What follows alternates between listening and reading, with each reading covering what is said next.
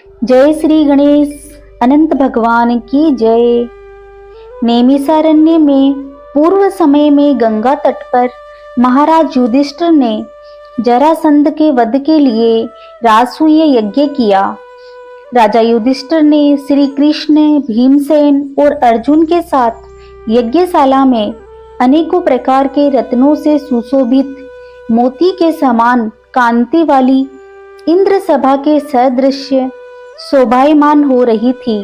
उसमें यज्ञ के निमित्त सभी राजाओं को बुलाया। उसी समय गांधारी का पुत्र दुर्योधन उस यज्ञशाला में आया। दुर्योधन वहां सूखे आंगन को जल से भरा देख वस्त्रों को उठाकर धीरे धीरे चला।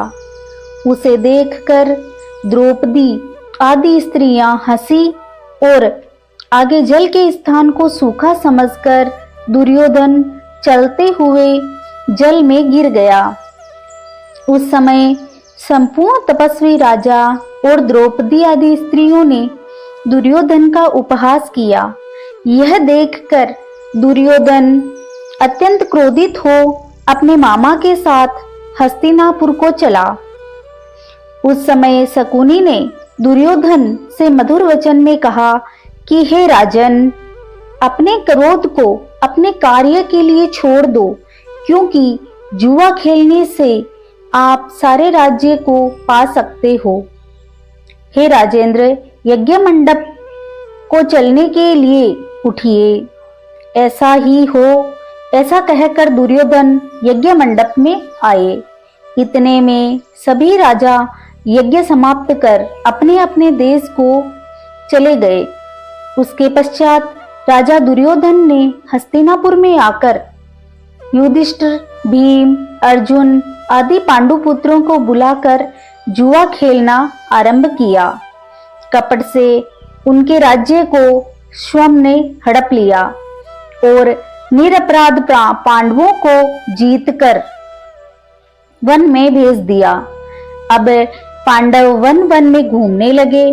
यह समाचार सुनकर भगवान श्री कृष्ण पांडवों को देखने की इच्छा करके उनके पास वन में पहुंचे। श्री सुत जी कहते हैं, ऋषियों, वन में रहते और दुख से दुर्बल पांडव जगदीश्वर कृष्ण को देखकर उन्हें प्रणाम करने लगे। युधिष्ठिर बोले, हे जगदीश्वर, परिवार सहित मैं बहुत दुखी हूँ। इस दुख के सागर से मुक्ति का उपाय बताइए। हे भगवान, किस देवता की पूजा से हम अपना राज्य प्राप्त कर सकते हैं, अथवा व्रत को करूं जिससे आपके प्रसाद से मेरा हित हो। श्री कृष्ण बोले कि हे युधिष्ठिर, अनंत भगवान का पूजन व्रत पुरुषों और स्त्रियों को करना चाहिए। यह व्रत सभी मनोरथों को पूर्ण होने से सब पाप नाश हो जाते हैं। तब युधिष्ठिर बोले कि हे श्री कृष्ण, आपके कहे हुए ये अनंत कौन है?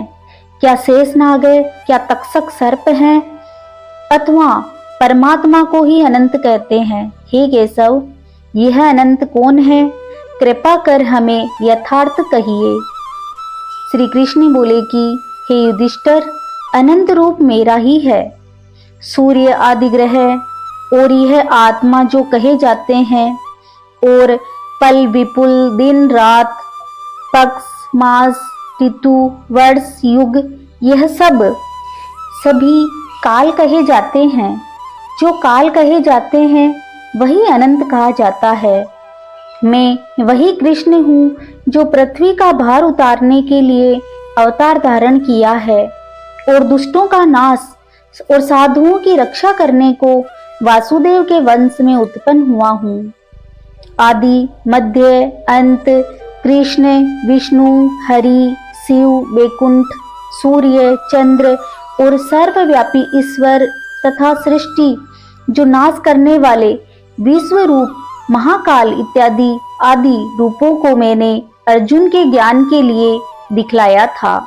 योगियों के ध्यान करने योग्य और संसार रूप अनंत, जिसमें चतुर्दश इंद्र है, अष्टवासु है, 12 सूर्य, 11 रुद्र और नारद आदि 7 ऋषि तथा समुद्र, विंध्याचल आदि पर्वत, गंगा आदि नदी तथा वृक्ष और नक्षत्र एवं 10 दिशाओं, भूमि, पाताल, भूलोक, भूवह इत्यादि लोक है।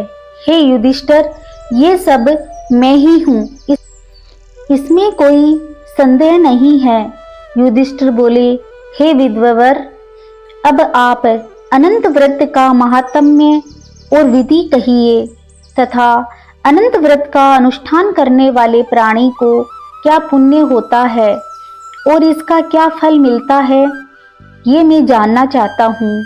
पूर्व काल में यह अनंत व्रत किसने किया और मृत्यु लोक में किसने प्रकाशित किया, यह सब विस्तार से कहिए। तब श्री कृष्ण बोले कि हे युधिष्ठिर, पहले सतयुग में एक सुमंत नाम का ब्राह्मण था। उसने वरिष्ठ गोत्र में उत्पन्न भृगु की सुंदर कन्या दीक्षा का वेदोक्त विधि से विवाह किया। थोड़ा समय बीतने पर उसके गर्भ में अनंत लक्षणों वाली कन्या उत्पन्न हुई। वह शील सुशीला नाम वाली कन्या पिता के घर बढ़ने लगी। उसी समय शीला की माता ज्वर से पीड़ित हो पवित्र नदी के जल में गिरकर मर गई। उसके पश्चात सुमंत ने ब्राह्मण की कन्या, जिसका नाम करकसा था, विधि पूर्वक विवाह किया। दुष्ट स्वभाव करकसा नित्य झगड़ा करने वाली थी। शीला नाम की कन्या अपने पिता के घर में भीत पर और खंबा पर तथा देहली पर चित्रकला में तोरण आदि में चतुर हुई। नीले, पीले, सफेद, काले इत्यादि रंगीन चित्र विचित्र से साटिए, शंख, कमल बारंबार बनाया करती थी। इस प्रकार बहुत काल व्यतीत हुआ और इस प्रकार वह कौमार्य अवस्था वाली शीला पिता के घर में बड़ी हुई। स्त्रियों के युवावस्था चिन्ह से युक्त शीला को देख सुमंत ने चिंता की कि यह कन्या मैं किसको दूं। इस विचार से वह दुखी हुआ। उसी समय में वेद जानने वालों में श्रेष्ठ और स्त्री की इच्छा करने वाला कांति युक्त मुनियों में श्रेष्ठ कौंडिल्य ऋषि वहां आए और बोले, हे सुमंत, तुम्हारी सुंदरी कन्या शीला को मैं वरण करना चाहता हूँ। तब सुमंत ने शुभ दिन में श्रेष्ठ मुनि से कन्या का विवाह कर दिया। एक धर्म पुरुष कौंडिल्य नामक ऋषि के लिए कन्या का विवाह कर दिया। श्री कृष्ण बोले, हे युधिष्ठिर, ग्रह सूत्र की कही हुई विधि से विवाह किया। उस समय मांगलिक शब्द किए गए तथा स्त्रियों ने मंगल गान किया। ब्राह्मणों ने स्वस्ति वाचन तथा बंदीजनों ने तुम्हारी जय हो घोष किया। यह विवाह क्रम संपन्न होने पर अपनी पत्नी करकसा से कहा। सुमंत बोले कि हे प्रिय, दामाद को संतोष करने के लिए कुछ उचित सामान दो।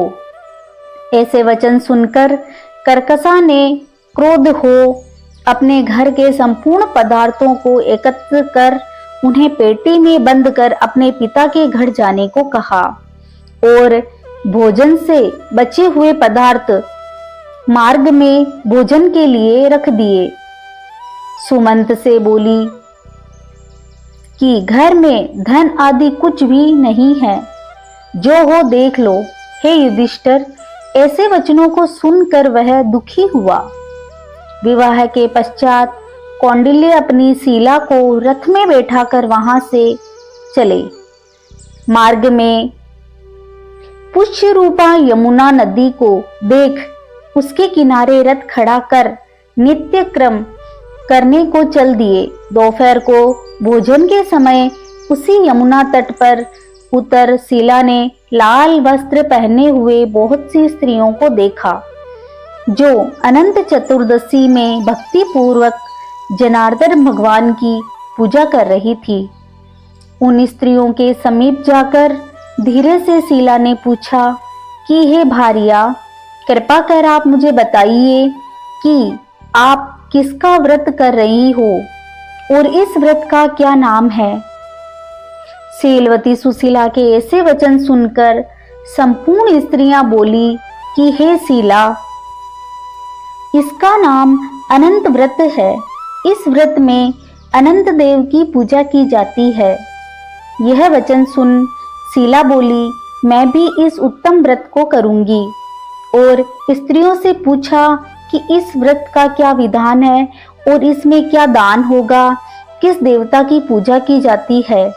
उसके यह वचन सुनकर सब स्त्रियां बोली कि हे शील, अच्छे अन्न का एक सेर मालपुआ बनाओ, जिसमें से आधा भाग ब्राह्मण को दे दो, आधा आप भोजन करें और कृपणता को त्याग कर शक्ति के अनुसार ब्राह्मण को दक्षिणा दें। किसी नदी के किनारे अनंत भगवान का पूजन करें।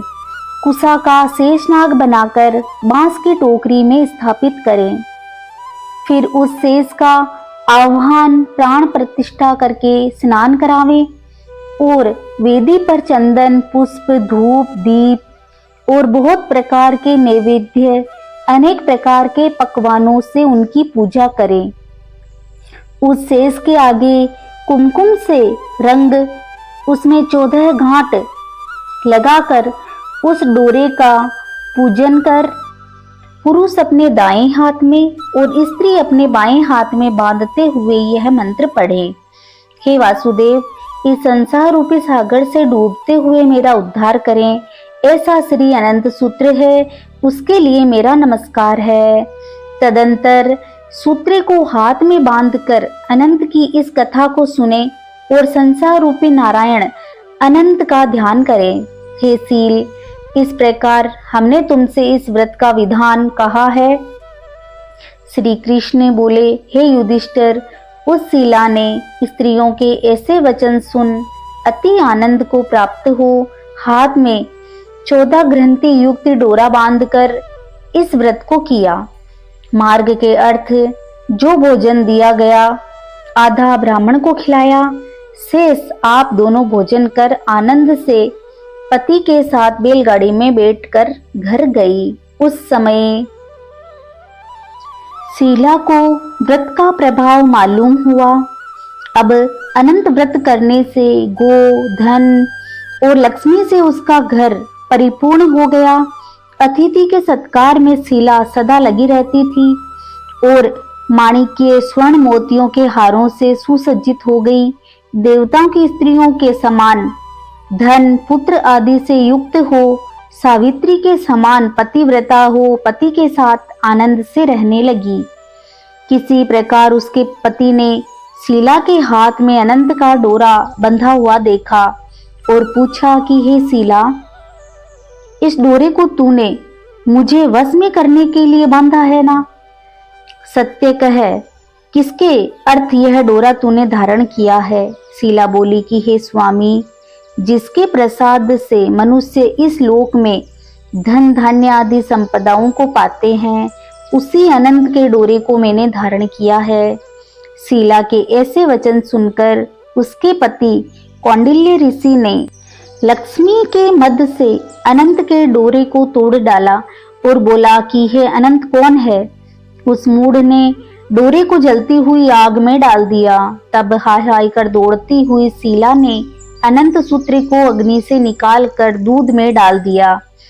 इन कर्मों के फल से कौंडिल्य के सब ऐश्वर्य नष्ट हो गए। चोर उसकी गोवें चुरा कर ले गए। आग से उसका घर जल गया। जो पदार्थ जिस प्रकार से आया था उसी प्रकार से चला गया। अपने स्वजनों से कलह और बंधुओं से नित्य प्रति झगड़ा होने लगा। उसी अनंत डोरे को तोड़ने से घर में दरिद्रता आ गई। भगवान बोले कि हे युधिष्ठिर, उससे कोई मनुष्य बोलता भी नहीं था। शरीर से अत्यंत दुखी होकर बोला कि हे सीले, मुझे अकस्मात शोक होने का क्या कारण है? मेरा सब धन नष्ट हो गया है, कोई मुझसे बात नहीं करता और देह में नित्य प्रति पीड़ा होती है। हे सीले, मुझसे क्या अपराध हुआ है और क्या करने से मेरा कल्याण हो सकता है? पति के ऐसे वचन सुनकर शीला बोली कि हे स्वामी, आपने जो अनंत के डोरे का आक्षेप किया उसी के पाप का यह फल है। हे महाभाग, भविष्य में द्रव्य आदि सब होंगे, परंतु उसके लिए उपाय करो। शीला के वचन सुन वह अति दुखी हो तप करने का संकल्प ले वन में जा आयु भक्षण करके तप का विचार करने लगा कि ऐसे जगदीश्वर अनंत का दर्शन जिसकी प्रसन्नता से द्रव्य आदि पदार्थ मिलते हैं और उसके आक्षेप से नष्ट हो जाते हैं, कहाँ पर मिलेंगे? धन आदि पदार्थ होने के सुख तथा दुख से यह विचार करता हुआ वह निर्जन वन में घूमने लगा। वहां उसने फलों से संपन्न वृक्ष देखा जिसमें कीड़े पड़ गए। यह देख कौंडिल्य ने वृक्ष से पूछा, तूने किसी स्थान में अनंत देव को देखा है? हे सज्जन, देखा हो तो मुझे बताओ, क्योंकि उन्हें ना देखने से मेरे चित्त में बड़ा दुख हो रहा है। यह सुन वृक्ष ने कहा कि कौंडिल्य, मैंने अनंत को कहीं नहीं देखा। ऐसे उत्तर को सुनकर कौंडिल्य ऋषि दुखी होकर आगे को चले। श्री कृष्ण बोले कि हे युधिष्ठिर, अनंत के दर्शन की लालसा करते हुए ऋषि ने वन में इधर उधर घूमती हुई बछड़ों और गायों को देखकर उसने गाय से पूछा कि हे धेनु, तूने अनंत को देखा है? देखा हो तो बता। यह सुन गाय ने कहा कि हे द्विज, मैं अनंत को नहीं जानती। आगे चलकर एक बेल को देखा। ऋषि ने उससे भी पूछा कि हे गोस्वामिन, तूने अनंत को देखा है? बेल बोला कि मैंने अनंत को नहीं देखा। तब कौंडिल्य ऋषि ने आगे चलकर दो पुष्करणियों से को देखा जिनके कल्लोल से परस्पर लहरें मिल रही है और कमल कुमुदनी बहुत प्रकार से शोभा दे रही है तथा भ्रमर, हंस, चकवा, सारस, बगुला जाति के पक्षी क्रीड़ा कर रहे हैं। उस कौंडिल्य ने पुष्करणियों से पूछा, तुम दोनों ने अनंत को देखा है? यह सुन पुष्करणियों ने उत्तर दिया कि हे द्विज, हमने अनंत को नहीं देखा। आगे चलकर उसने गधा, हाथी को देखकर उनसे पूछा कि तुमने अनंत को देखा है? उन्होंने भी संतोषजनक उत्तर ना मिलने पर उसकी आशा नष्ट हो जाने से वह वन में बैठ गया। हे युधिष्ठिर, कौंडिल्य जीवन की आशा को छोड़कर विहल हो बहुत गर्म श्वास छोड़ता हुआ पृथ्वी पर गिर पड़ा। थोड़े समय में सावधान होने पर हे अनंत, ऐसा कहते हुए कौंडिल्य ने उठकर संकल्प किया कि प्राणों को छोड़ दूंगा। हे युधिष्ठिर, तब वृक्ष पर मरने के लिए फांसी डाली। तभी अनंत जी प्रत्यक्ष होकर आ गए। ब्राह्मण का रूप धारण किए अनंत ने कहा, हे द्विज, इधर आओ, और उसका दाहिना हाथ पकड़कर पर्वत की गुफा में चले गए। वहां सुंदर स्त्री पुरुषों युक्त उस ऋषि को अपनी पूरी दिखाया। वहां पर एक दिव्य सिंहासन पर बैठ और शंख, चक्र, गदा, पद्म और गरुड़ सहित विश्व रूप अपनी विभूतियों के भेदों से अधिक तेज और कौस्तुभ मणि सहित वन माला धारण किए हुए वहां भगवान थे। उन देवताओं के देव जो किसी से न नाराज न पराजित होने वाले हैं। उन विश्व रूप को कौंडिल्य ऋषि देखकर उनकी स्तुति करने लगे। हे पुंडरीकाक्ष, मैं पापी हूँ, पाप कर्म करने वाला पापात्मा हूँ। मैं पाप से उत्पन्न हूँ, आप मेरी रक्षा करें और मेरे पापों को हरें। हे जगदीश, आज मेरा जीवन और जन्म दोनों धन्य हैं।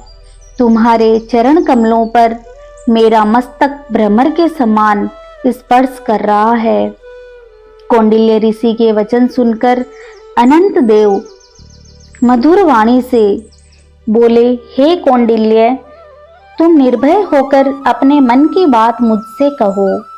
तब कौंडिल्य बोले, मैंने अपनी संपत्ति के घमंड में आकर अनंत का डोरा तोड़कर उसकी निंदा की, जिससे मेरी सब संपदा नष्ट हो गई।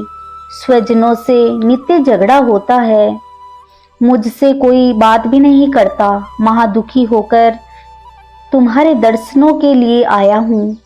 अनंत भगवान ने दयावश कृपा पूर्वक अपना दर्शन दिया। मैंने जो पाप किया है, कृपया उसकी शांति का उपाय मुझे बताइए। श्री कृष्ण बोले, हे युधिष्ठिर, भक्ति से संतुष्ट होकर अनंत देव क्या ना देवे। अनंत भगवान बोले, हे कौंडिल्य, विलंब मत कर, अपने घर को जा और 14 वर्ष तक भक्ति पूर्वक अनंत व्रत कर। तू सब पापों से छूट कर सिद्धि को प्राप्त करेगा। तेरे पुत्र पौत्र होंगे और सुखों का उपभोग करेगा और अंत समय में मेरा स्मरण होगा और पीछे निसंदेह अमर पद को प्राप्त होगा। संपूर्ण लोगों के उपचार के लिए मैं तुमको और भी वर देता हूँ। शीलाकृत व्रत की श्रेष्ठ कथा पढ़ने वाला और शीला के समान इस अनंत का व्रत करने वाला इस व्रत के प्रभाव से जल्दी ही सब पापों से छूटकर परम गति को पाएगा। हे कौंडिल्य, तू जिस मार्ग से यहाँ आया है उसी मार्ग से अपने घर को जा। तब कौंडिल्य बोला, हे स्वामी, मैंने वन में घूमते हुए एक आश्चर्य देखा, वह आपसे पूछता हूँ, कृपा कर उत्तर दीजिए। जो आम, वृक्ष, गो, बेल, कमल आदि से शोभायमान पुष्करणी, गधा और हस्ती, हे देव, यह सब कौन है? आप इन सूत्रों का वृतांत मुझसे कहिए। तब अनंत जी बोले कि हे कौंडिल्य, आम का वृक्ष पूर्व जन्म का विद्वान ब्राह्मण है, जो विद्यार्थियों को विद्यादान न देने के कारण वृक्ष हुआ। वह गो पृथ्वी है, उसने पूर्व जन्म में बीज को चुराया है। और वह बेल धर्म है, धर्म और अधर्म के कारण वे दोनों पुष्करणी हुई। वे पूर्व जन्म में कोई ब्राह्मण जाति की दोनों भगिनी थी। जो धर्म करती थी वह परस्पर करती थी और उन्होंने ब्राह्मणों, अतिथि और दुर्बल को कुछ भी भोजन आदि पदार्थ नहीं दिया, याचकों को भिक्षा भी नहीं दी।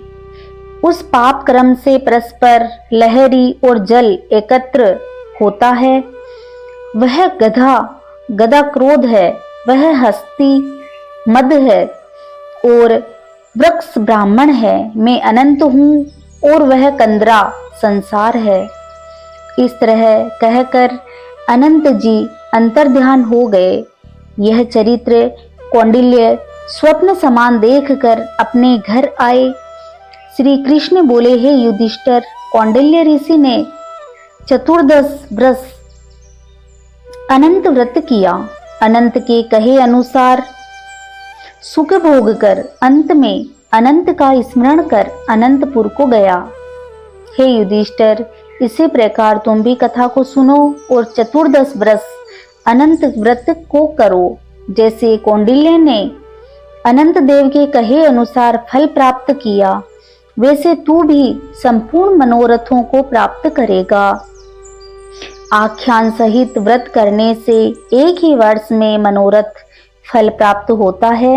हे युधिष्ठिर, यह व्रत मैंने आपको सुनाया। इस व्रत के करने से मनुष्य सब पापों से छूट जाता है, इसमें संशय नहीं है। जो कथा सुनते हैं वे पापों से छूटकर अनंत लोक को प्राप्त करते हैं।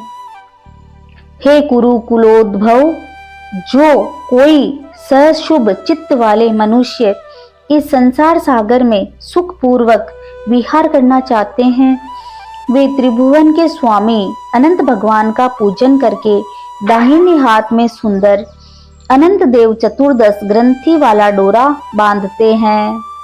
बोलिए अनंत भगवान की जय।